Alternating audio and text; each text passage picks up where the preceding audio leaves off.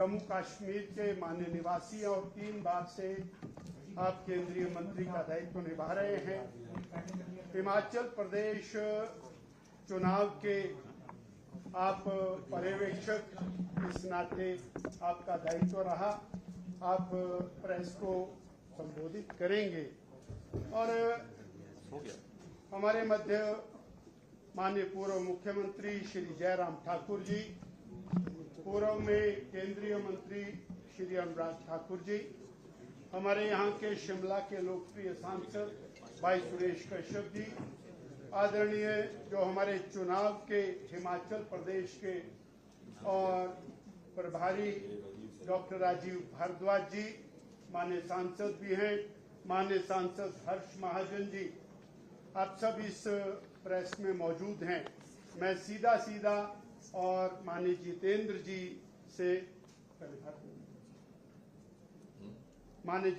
जी से आग्रह करूंगा कि वो प्रेस को संबोधित।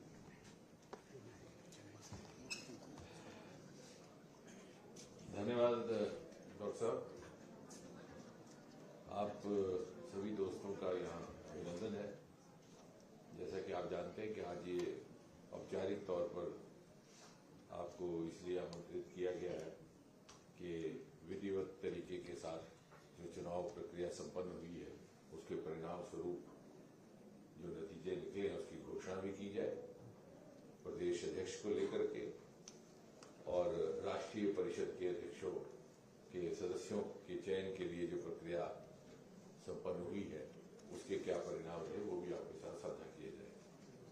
तो जैसे कि आप जानते हैं कि भारतीय जनता पार्टी की एक विधिवत प्रणाली है चुनाव प्रक्रिया की। हर 3 वर्ष बाद संगठनात्मक चुनाव होते हैं और चूंकि उसमें एक व्यापक सबकी उसमें भागीदारी हो, इसलिए ये नीचे से प्रारंभ किए जाते हैं और धीरे धीरे मंडलों के, फिर जिला स्तर के, फिर प्रदेश के और फिर आखिरकार राष्ट्रीय स्तर के। और अक्सर जो हमारे विपक्ष के मित्र इस बात को लेकर के टिप्पणियां करते हैं, वो शायद इसलिए करते हैं कि वो इस चुनाव प्रक्रिया से ना वाकिफ है, ना उन्हें कभी अनुभव है, क्योंकि वहां पर अध्यक्ष कौन बनेगा, कौन पदाधिकारी होगा, उसका फैसला रसोई घर में ही हो जाता है या माँ बेटा डाइनिंग टेबल पर बैठ के कर लेते हैं। लेकिन इस तरह से कहा जा सकता है कि भारत की मूल एक राजनीतिक संगठन जिसमें लोकतांत्रिक मूल्यों का पालन जिस प्रकार से पार्टी के बाहर किया जाता है उसी तरह पार्टी की आंतरिक कामकाज में भी किया जाता है, उसका नाम है भारतीय जनता पार्टी। आज विश्व की सबसे बड़ी राजनीतिक पार्टी।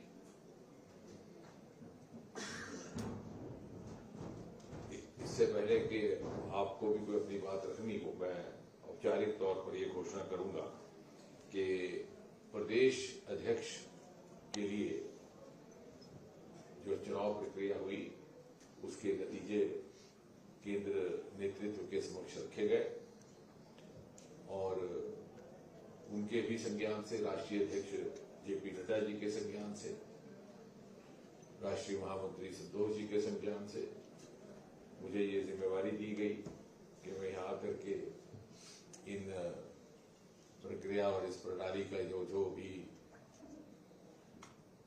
भी निष्कर्ष निकले उनका अध्ययन करके आपके सामने उसके नतीजे रखूं।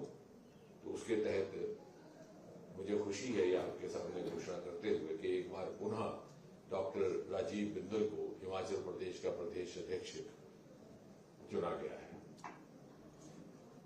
बहुत ज्यादा उत्साह और एक्साइटमेंट और ताली सुनने को नहीं मिली क्योंकि आप लोगों ने पहले ही अखबार में छाप दिया। अब that is the hazard, nobody can. तो आपको इसमें असमंजस नहीं हुआ। इसका दूसरा एक ये भी कारण हो सकता है कि आप पहले ही समझते हैं कि डॉक्टर राजीव बिंदल ही इस काम के योग्य हैं। तो I take it as like that. It's a compliment to doctor Rajiv that you are not surprised. Press conference में तो ताली बजा देते हैं। इनको भी कोई सरप्राइज नहीं हुआ, मगर I take it other way, not that you already knew but because you were so confident that he alone is the one who they would figure out। इसके अतिरिक्त चूंकि प्रक्रिया जारी है, राष्ट्रीय स्तर पर भी चुनाव होने हैं, उसमें भी भागीदारी देश भर से कार्यकर्ताओं की रहती है। तो राष्ट्रीय परिषद के लिए जो हमारे सदस्य प्रदेश हिमाचल प्रदेश से मनोनीत हुए हैं, उनके नाम भी मैं आपके समक्ष रखना चाहूंगा।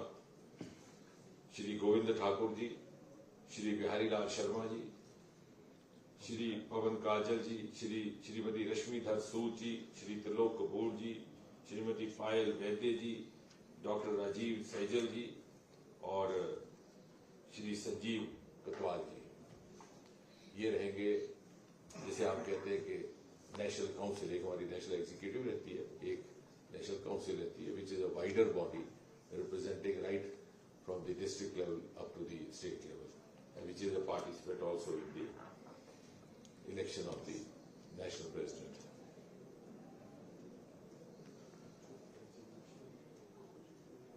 हाँ, मैंने वो इसलिए नहीं कहा क्योंकि मुझे लगा, लेकिन ठीक किया, डॉक्टर साहब ने याद कराया कि हमारे एक्स ऑफिशियो मेंबर रहते हैं by virtue of being members of parliament, so all the members of parliament are always part of the national council। और इसी तरह हमारे LOP लीडर ऑफ ऑपोजिशन, वो भी सामान्य तौर पर, स्वाभाविक तौर पर एक्स ऑफिशियो कैपेसिटी में इसके मेंबर रहेंगे। हाँ, तो आगे मुझे लगता है आज केवल इतनी बात करने का एजेंडा था, ना मालूम आप घर से क्या एजेंडा लेकर आए।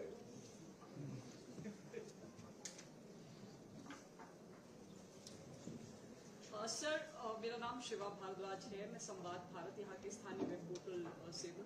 मेरा सवाल आपसे ये है कि भाजपा आंतरिक लोकतंत्र की बात करती है, लेकिन भाजपा का क्रिटिसिज्म हमेशा इस बात को लेकर होता है कि भाजपा में वन मैन शो है। भाजपा के कार्यकर्ता और नेता भी दबे सुर में ये तो जरूर कहते हैं कि प्रधानमंत्री मोदी और अमित शाह जो डिसाइड करते हैं वही होता है।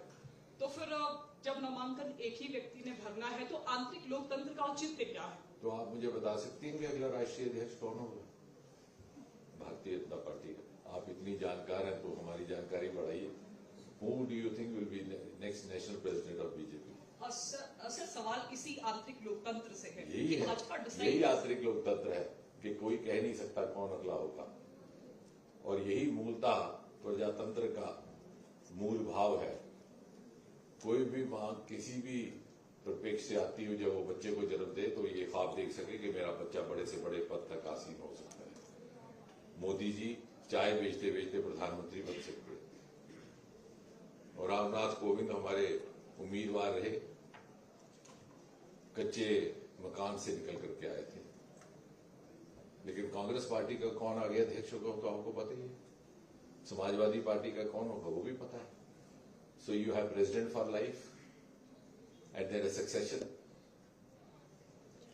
तो अगर इसके बावजूद भी मुझे नहीं समझ आता कि अगर अंतर दिख रहा है तो लोकतंत्र का भाव क्या है। और maybe we are so used to the feudal mindset that we think that is right, और चूंकि ये एक नया चलन है उसके साथ हमें समझने में।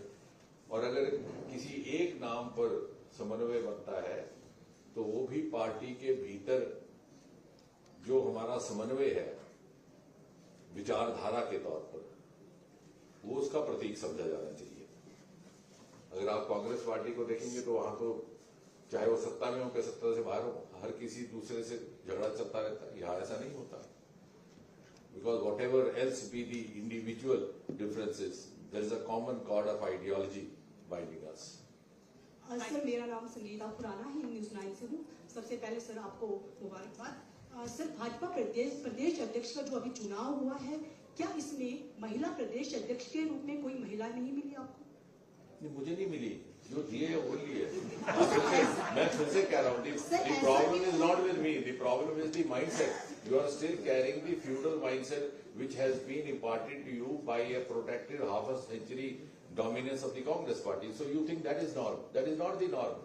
ये नाम मैंने नहीं दिया, ये नड्डा जी ने दिया, मोदी जी ने दिया, ये कार्यकर्ता ने दिया। सर, तो महिला का हाँ, तो महिला का आएगा तो कल महिला होगी, किसी का भी आ सकता है। कल आप भारतीय जनता पार्टी में शामिल हो जाए, हो सकता आप ही का आ जाए। यही तो खूबसूरती है Bharatiya Janata party. It's a party of opportunities and that is the sense of democracy. Apart from this That's regarding your ministry. We have seen rain fury in Himachal Pradesh. It's underway still. How are you looking forward to strengthen the forecasting system in this region? We are pending files from the IMD. No, as far as the rain fury and its impact is concerned, I'm sure Shri Jairamji is just assessed. He would give you some view about that, the review. But as far as my department is concerned, as far as forecasting, you're right. One of the oldest IMD centers is in Shimla. So even in the British times, soon after Calcutta, we moved over to Shimla, then moved over to Pune, and much later to Delhi. But having said that, we have in place a very robust forecast system, and we are in the process of improving it also. Now the issue is that sometimes it's not the disaster forecast which is lacking. Sometimes it is the management, because the extent of damage is so much and so sudden that it is difficult to cope up with it. Our forecasting system has improved to a very great extent. Even, in fact, in cities which are known for heavy monsoon, like for Mumbai and Chennai, we have an even more efficient forecast system. Now we have in 3 phases, for example, long range, which is weekly, short range, which is maybe 24 hours, 48, and another new component called now, which is for 3 hours. So Mumbai में तो ऐसा है कि वो छतरी लेने का फैसला करते हैं व्हाट्सएप अपना देख के बारिश होने वाली है कि नहीं होने वाली है. सो एफिशिएंट नाउ. लेकिन क्या होता है कि समटाइम्स क्लाउड बर्स्ट जो है उसका फोरकास्ट थोड़ा सा दिक्कत आती है, बिकॉज दैट हैपन सडनली, और उसका मैग्नीट्यूड कई बार मैनेजमेंट में प्रॉब्लम आती है. Sir, I am Saurabh from Indian Express. My question is for Jairam Thakurji and Anurag Thakurji. I just want to ask you, both of you endorse the name of Mr. Rajiv Bindal. So what qualities you have seen in him, and why you only recommended his name? In the last 2.5 years, he is the what are the qualities जिनको आपने देख के इनका नाम जो है प्रेषित किया? Please. इसमें ऑफ कोर्स इससे पहले के जयराम जी और माननीय अनुराग जी बोले, ये बात कहीं मन में ना आए कि केवल जयराम जी और अनुराग जी के कहने पर इनका चयन हुआ है. अलामा इकबाल का वो शेर है कि क्या है वो जमहूरियत वो तर्ज हुकूमत है कि जिसमें बंदों को गिना जाता है, तोला नहीं जाता. If Jairam ji alone had suggested his name and others had not, he would not have been there. So also Anurag. So please get this out of your mind. आपके अंदर फिर से वो फ्यूडल वो चीज आ रही है कांग्रेस वाली कि जयराम जी चूंकि हमारे बड़े नेता थे, इन्होंने कहा होता इसलिए हुआ. अनुराग ये है, they were one of the proposals. Their vote is only single vote, not more than. Having said that, आप बताएं अनुराग जी और जयराम जी. मैं इतना ही कहूँगा, वनवासी कल्याण से लेकर परिवार कल्याण और स्वास्थ्य मंत्रालय से अब देश कल्याण और पार्टी के कल्याण के लिए जो काम राजीव बिंदल जी ने किया है, इनका एक लंबा अनुभव है पार्षद से विधायक मंत्री तक का, और पार्टी के महामंत्री से लेकर अध्यक्ष तक का. ये पहली बार नहीं, तीसरी बार इनको जिम्मेदारी मिली है, और उस समय मिली है जब हम अगले चुनाव में जाएंगे तो बिंदल जी हमारे अध्यक्ष होंगे, और पार्टी को जो गति चाहिए, जो तीव्रता चाहिए, और जो आक्रामकता चाहिए, और जो संगठन को मजबूती देने का काम चाहिए, वो पार्टी में राजीव बिंदल जी बड़ी क्षमता के साथ कर सकते हैं. इसलिए सबको मिल के ये लगा, नीचे से आवाज थी कि जो व्यक्ति थकता नहीं, रुकता नहीं है, 24 घंटे जिसके चेहरे पर वही तेज रहता है और कदम भी उतने तेज ही चलते हैं, वो राजीव बिंदल ही चाहिए. अभी मुझे लगता है कि बहुत ज्यादा एक्सप्लेन करने की जरूरत नहीं है. अनुराग जी ने बात क्या की है. बिंदल जी एक तो वैचारिक दृष्टि से बहुत स्पष्ट हैं संगठन के बारे में, और दूसरी बात इनका कंट्रीब्यूशन पार्टी संगठन में बहुत बड़ा है, और आज से नहीं वर्षों से है.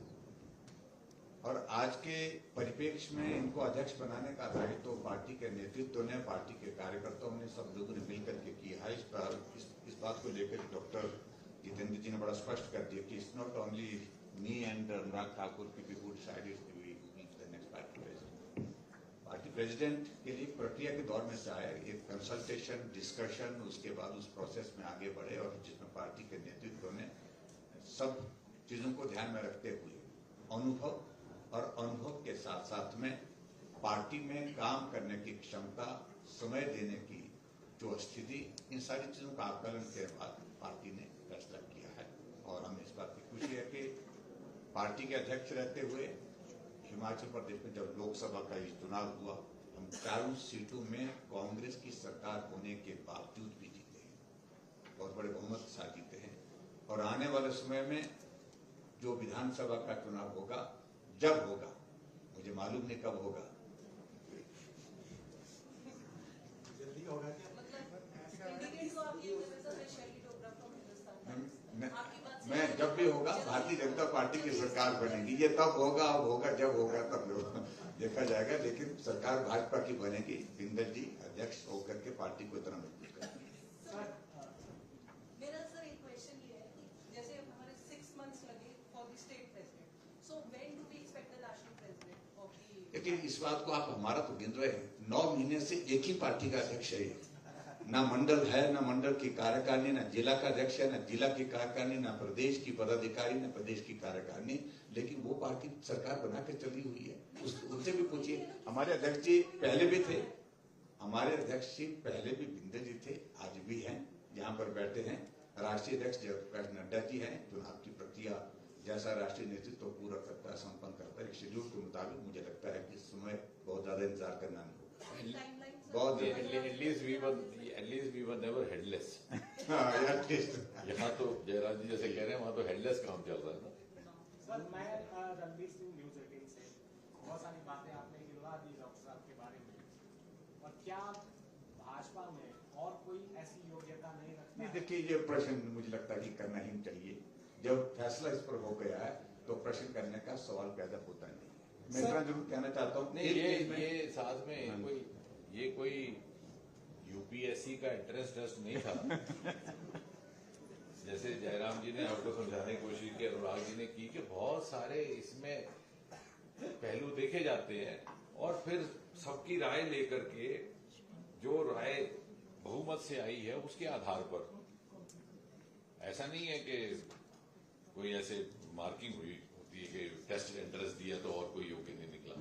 ठीक है सर मेरा बहुत सारे ऐसे इनमें गुण होंगे जिनको देख करके बहुमत से सभी कार्यकर्ताओं का ये मत था कि इन्हीं को अध्यक्ष रहना चाहिए। सर मेरा सवाल केंद्रीय मंत्री जी से है। मैं सर राजेश मंडोत्रा, दिव्य हिमाचल रिप्रेजेंट करता हूँ। जो सवाल पूछा था हेमंत जी ने, मैं उसी को आगे थोड़ा सा और एग्जैक्टली थोड़ा सा इसमें और चाहूंगा आपसे डिटेल। हिमाचल में 2023 में जो आपदा आई वो तो खैर सबको थी, लेकिन लास्ट ईयर समेज में जो हादसा हुआ रामपुर में, वो भी इसी तरह का था। अभी मौसम विभाग का जो फोरकास्ट है स्पेसिफिकली हिमाचल को लेकर, वो जिले तो हमें बताता है, जैसे इन 4 जिलों में हो सकता है, इन 6 जिलों में हो सकता है, लास्ट डे का भी ऐसा ही है, लेकिन जो रेनफॉल कंसंट्रेशन है वो नहीं बताता। जैसे अभी जो मैक्सिमम रेनफॉल है वो संधोल में रिकॉर्ड हुआ है पिछली रात को, और जो लॉस है वो भी मंडी में सबसे ज्यादा है, लेकिन जो हमें फोरकास्ट क्या मच इंप्रूव मिल सकता है हिमाचल की टेरेन को देखते हुए, ताकि लॉस को कम किया जा सके। नहीं, वो आप ठीक कह रहे हैं।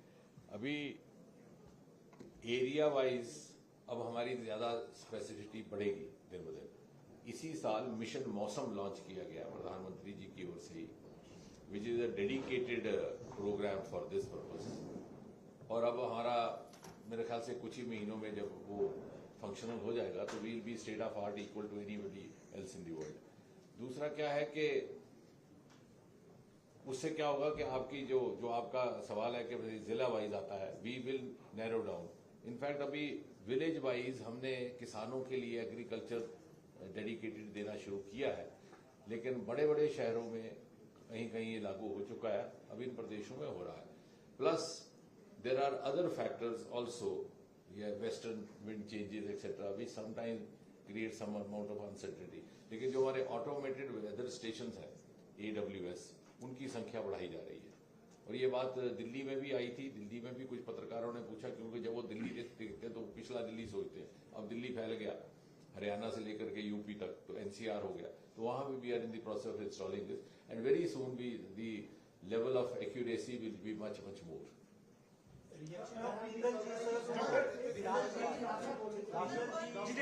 जितेंद्र जी आपके राज्य से जुड़ा हुआ एक सवाल है, हालांकि आपकी टीम पहले मना कर चुकी है कि कोई दूसरा सवाल नहीं होगा। सवाल जरूरी इसलिए है, ऑपरेशन सिंदूर जब हुआ पहलगाम